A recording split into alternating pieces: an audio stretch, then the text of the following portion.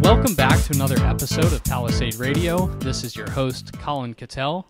On the line with us today is a new guest to the program, John Proust. He's the chairman and CEO of Southern Arc Minerals, which is traded on the Toronto Venture Exchange under the symbol SA. John's coming to us from New York City today. John, welcome to the program. Oh, thanks very much for having me. I know you've got a busy schedule. In fact, you were just flying back yesterday from Japan. Of course, you're involved very heavily in Japan Gold, which is a company that many of our listeners may know about and have heard about. It's the first company that has really gotten exploration tenements in Japan as they've opened up, and that's something we'll discuss in the interview here. John, the first thing I want to do is get a little bit about your background that you've had in the resource space. You've been in the space for some time. I just want to understand what brought you into the space and some of your past successes that you've had. Well, thanks, Colin. I always hate to date myself, but I've been involved in the Canadian capital markets for 31 years now. It's an exciting place to be, and it's been an incredible journey. We've been very involved in the resource space, both on the mining and on the oil and gas space, but specifically sticking with the mining or mineral exploration space. To date, we have formed what I'll call an investment bank, which is Southern Arc Minerals, Inc. And that company is has very specific targets. It's looking for high-grade gold in safe political jurisdictions that are receptive to foreign investment or investment, and where our group can really add value to the companies that we invest in to really make their projects a success. In the past, with Southern Arc, your listeners may be familiar with a company called OTCQB. OTCQB Mining is a company that we were, I'd say, sort of early founders of. We were in control with Ned Goodman of Eagle Hill Resources, which was the Windfall Lake discovery, which is the primary asset of the current OTCQB. And I acted as chairman and CEO through that process when we took the project and did the initial preliminary economic assessment. So very pleased to see that project get significant legs, and under the guidance of Sean Roos and John Brzezinski at OTCQB, really advance into the company that it has become now, and a whole gold camp that it's become. So very pleased to be associated with that. Certainly, Japan, thanks for mentioning that. We're quite passionate about Japan and being the first mover into Japan on the change of the mining law in 2012. We were fortunate to be first movers there and to be able to evaluate the whole country. And through that effort, we managed to apply for and receive and reserve 17 major projects throughout Japan, from the northern island of Hokkaido right through to the southern island of Kyushu. And this is with a backdrop of a fairly recent, significant gold discovery there of one of the richest gold mines in the world, the Hishikari gold mine, that was discovered in 1981 and that went into production in 1985, with a resource of 8.4 million ounces at an astounding grade of 47.3 grams per ton. So we'd love to replicate that, and we think we've got the goods there. There were 76 mines, gold mines in Japan, that were closed through the Second World War by the government. Only 12 of them reopened after the war, and under our 17 projects, we have 40 of the remaining high-grade underground gold mines that were closed in 1943 and never reopened. So we're very pleased about that. We're also active investors in Tethian Resources. Tethian's a company that is quite focused on the Balkans and specifically Serbia, and has two specific directions that it's active in. One is in a porphyry discovery that is made on its Suvaruda license, and the second one is the consolidation of a historic lead-zinc region that could be a very, very promising camp that will be revived there as well. So very pleased to be part of that. Certainly, I can go back a ways, and there's been a number of other historic successes, but that's probably enough for today's interview. Absolutely. Well, John, many of the most prolific discoveries are made in jurisdictions where mining has not been available to outside investment dollar, or just venturing into jurisdictions where other people have not been willing to take the risk beforehand. Japan, as many people know, is a xenophobic society in many ways, but as you pointed out, a lot of the mining was shut down because of the war, and now it's being opened back up. And before we were on the call, before we hit record on the interview, we were just discussing some of the investment theses that play into Southern Arc in terms of how you guys decide to invest, jurisdictionally speaking. You've touched on a bit of that, but Japan has many analogies to other jurisdictions.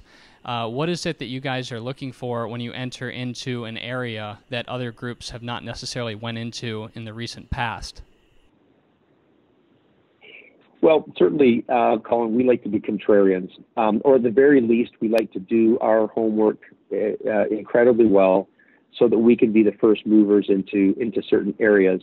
The similarities between Rise Gold and Japan are, of course, striking because both are based on historic mines that were effectively closed in 1942, in Rise's case with the Idaho-Maryland mine, and 1943 with Japan's the shutdown. It's incredible to think that these opportunities exist in a time now when we have technology, which is one of our focuses, is bringing new and the most advanced technology to the fore to really evaluate these opportunities and advance them. So technology is a big one, but also to draw on some great talent that we've been fortunate enough to attract. That has a wonderful history of discovering high-grade underground gold mines, putting them into production, and building successful large open-pit mines as well. So we've really tried to put the right teams together to embrace technology, to try and find opportunities that may have been sort of lost over time, and really look at a way to bring those back into recognition and into significant new discoveries. Rise Resources is a company that many of our listeners are probably familiar with because we've put out through Palisade Research a piece just in the last couple weeks talking about the company. They're obviously advancing quickly at this point, and part of that is due to Southern Arc's commitment, investing in them to the tune of $2 million in the last financing. Rise has a prolific past-producing mine that's located in California, and in many ways California can be listed as analogous to Japan, in that when people hear the word California next to mining, they can be a bit concerned, and there lies the opportunity. Can you talk to California as a jurisdiction and where Rise exists within that? Absolutely. First of all, our investment in Rise Gold was based on the fact that we thought there was an outstanding management team under the leadership of Ben Mossman, the CEO, who really had done his homework on the history of that mine and on the opportunities that would be possible. Thorough due diligence was done by our group. That consisted of a detailed review of the geology, review by mining engineers, to really get a sense of the opportunity and the scale. Our dollars were really designed to do two things. One is that we really like the fact that while the company had already acquired the mineral rights to 2,800 acres, that it was really thinking practically about acquiring the surface rights. So our dollars went towards acquiring and finalizing the purchase of the 175 acres of surface rights, which is so important to really expedite the permitting process and to really give you control of your project. In addition to that, our dollars were earmarked for the current drilling program, which I think is really important in terms of now starting to look at those historic ounces that may still be developed and in the ground, but also to look beneath where the mine had gone and to look for extensions and continuity in the ore body. So that was very important. To your question of California, you're absolutely right. A lot of people raise their eyebrows when you say California, and they're immediately thinking of NGOs or environmental activists or something like that. But again, our review basically came up with something that I thought was quite compelling, that the county that the asset that the Idaho-Maryland mine is in, Nevada County, California, is a very pro-mining county. Not that long ago, there was an open pit mine just some few miles away from the Idaho-Maryland mine that was actually put into production. There's been such a legacy of production and a history of mining in that community that it really sort of overwhelms those other factors. So that's been something that we've really keyed in on, and we were really pleased about. The mine and the opportunity itself, when we look historically at the birthplace of Newmont, as the home of several prolific high grade underground mines, just seemed like the right setting to us. And so Grass Valley and Nevada County, I think, are very unique as it relates to California, and might be quite surprising to the investor that hasn't maybe looked into it as thoroughly as we have. For listeners not aware, RISE is listed on the CSE exchange under the ticker RISE, RISE. And John, when looking at the scope, for those not familiar, we're talking about a mine that represented the second largest mine prior to its closure around World War II. What's the scope of what the modern company led by Ben, what are they looking for investors and for building a mine and reopening a mine in terms of what's there today? Well, the historic statistics are the production of approximately 2.4 million ounces of gold, an average grade of 17 grams per ton, which is a great high-grade number. So grade, very important in mining, and especially in underground mining. This is something that's going to be developed in stages. So the current drilling program that's on right now is one that as I mentioned earlier, is important because it's going to demonstrate some historic ounces. I think it should look for further extensions, et cetera, et cetera. So those are important pieces. But it's also the precursor to give us the direction and intelligence to look at dewatering the mine, so that then the drills can go underground and really do significant resource definition to start to prove up a resource or a reserve. Now, as to the numbers, certainly I don't have a crystal ball, so I can't speak to what the ultimate goal is, because no one really knows yet. But there's certainly no geologic reason why the ore body, the prolific producing ore body that has been produced, shouldn't extend to great depths and continue to provide significant ounces at significant grade. In terms of how many ounces one needs to actually reopen a mine and put it back into production, I'll leave that to the technical group and the internal analysts to try and work that out as they advance this project. But it's really one which is an exciting story to come along with, because virtually weekly or monthly, it appears to me that there's going to be good news flow and strong advancement of the project that are really going to be quite compelling. It's like a piece of history that's now in your hands, and that we feel like we just own a part of that history, and we're just thrilled to see how it's going to turn out. John, we've touched on your investment thesis and then your focus companies, including Japan Gold and Rise. I want to ask you about the market conditions at this point. You've been through more than one cycle. Everybody who's listening to this knows that the gold market and the resource market are extremely cyclical. Of course, you can defy the cycles by having a major discovery or something that makes sense in any market condition, but it helps to be in a market where prices are going up and capital is accessible. How do you feel about the market that we're in right now, seeing that we entered a bull market in 2016, but have been in a flat to kind of downward pattern for the last 2 years? Well, look, and it's a great question to ask me because I'm here in New York. I'm at a conference here where we've had some of the brighter minds in the gold space speaking today, and I've been interacting with them throughout the day. I'm a gold bull, so I can't help but say that first off. My view is that there's a number of sort of macroeconomic trends and certain conditions that exist now that are bullish for an upturn in the price of gold. And I think we're going to see those over the next short while. So I think this year we're going to see a real turn up in terms of the price of gold.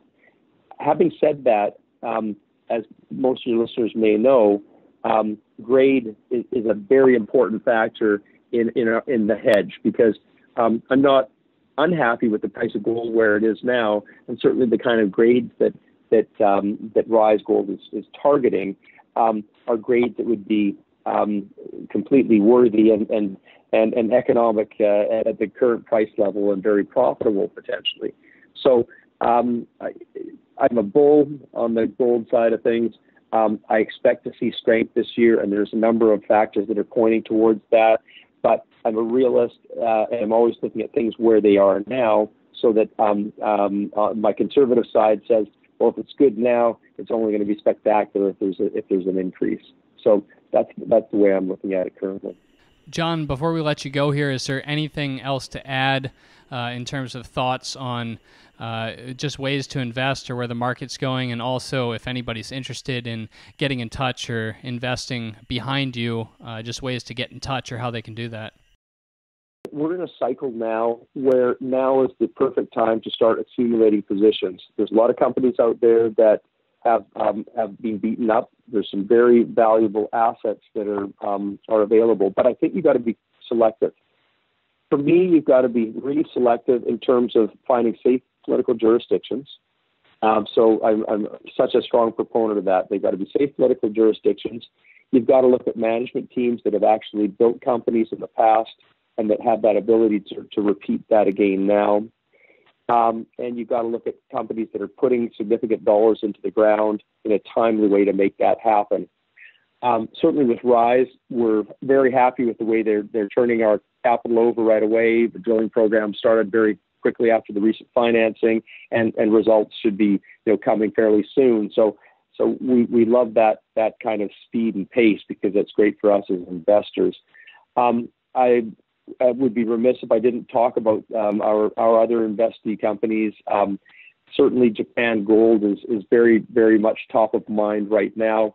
It's in a very interesting position because Japan Gold has a small market cap today of under $15 million because the company has really not, and I'm certainly will take this one myself personally, but the company has really not gone out and told the story in any big way, because we were fearful that competitors would try and rush into Japan and try and acquire some of the key assets that we were after. So we weren't prepared to talk to anybody until we were successful in building the portfolio that we wanted to build, and that's what we've done now. So now we're going out to tell the world about it, that Japan's open for business, and Japan Gold's the first mover there. So we think there's a real value opportunity here. All of our investment, we put in $12 million into the company so far, has gone in at 40 cents a share, and this is a company that's trading around 20 cents a share, in part because of the lack of news over the last while, which is now going to change dramatically, and in part because we own such a large stake that we're not allowed to buy in the open market because it's deemed under the Canadian regulatory system to be a takeover bid. So investors have quite a unique opportunity now to step into Japan Gold and pick up a stake cheaper than where we've put our money in advance of potential joint venture completions, of which we're well into the process, and in advance of the drilling program this year, which I think should yield some really great results. So very big proponent of Japan Gold and would really suggest that. Certainly Tepian Resources is a company that one should look at. It's active in Serbia, which is a country that's really come onto the stage with Dundee Resources, Nevson, other companies that are active in the area and big discoveries they've made there.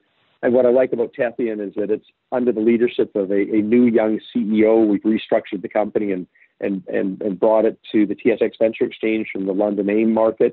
And it's got that two-pronged focus of a porphyry discovery and a consolidation of a lead zinc district.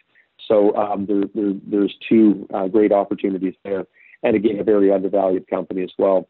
So those are my two suggestions for today. And I appreciate you taking the time to allow me to comment on those. John, thank you so much for coming on Palisade Radio and addressing our listeners. Colin, my pleasure. I look forward to talking to you again soon.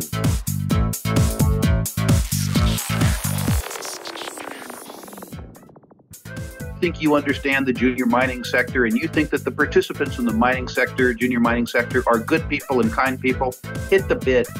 How violent that term could be, it actually could be quite violent. It could be a rip your face off uranium rally. And the world is always going to need raw materials. It's going to need copper and gold and nickel and so forth. Totally destabilized. Hey, Troll, did you hear what's going on in Yemen?